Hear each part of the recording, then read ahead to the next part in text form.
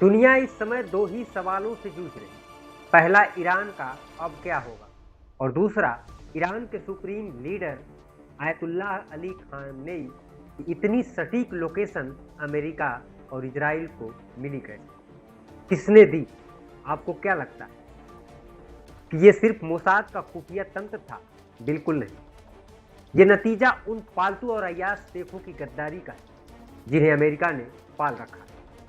कुछ तो इतने वफादार हैं कि डोनाल्ड ट्रंप की जूतियां तक सहलाने में ही अपनी शान समझते हैं। नमस्कार दोस्तों, स्वागत है आपका द पब्लिक एक्सप्रेस के डिजिटल प्लेटफॉर्म। मैं हूं जितेंद्र यादव।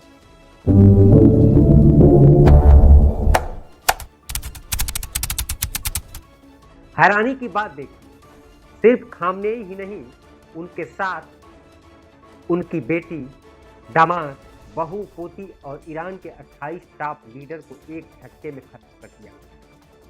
9 साल तक राष्ट्रपति रहे अहमदी नेजाद से लेकर रिवॉल्यूशनरी गार्ड के चीफ तक सब मिट्टी में मिला दिया। वरिष्ठ पत्रकार विश्व दीपक ठीक ही कहते हैं कि अमेरिकी साम्राज्य की जितनी चाकरी इन अरबी मुसलमानों ने की है उतनी किसी और ने नहीं की। ओसामा बिन लादेन से लेकर खामनेई की हत्या तक हर जगह अरब के इन अय्याशों के फुटप्रिंट्स नजर आते हैं।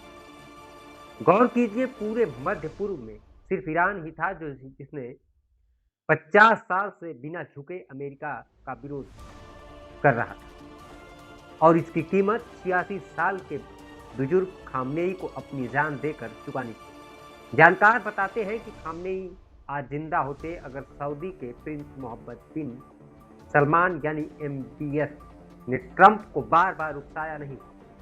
MBS ने दो धारी तलवार चलाई, सामने से बातचीत का नाटक और पीछे से गद्दारी की छुपारी।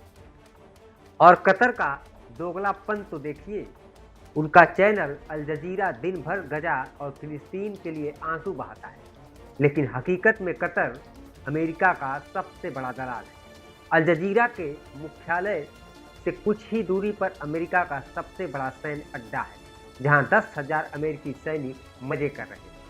कतर की नवाबी देखिए, उसने पिछले साल 35,000 करोड़ का जंबो जेट ट्रंप को गिफ्ट कर दिया। ट्रंप ने भी कह दिया कि कोई मूर्ख ही मुफ्त का माल ठुकराए।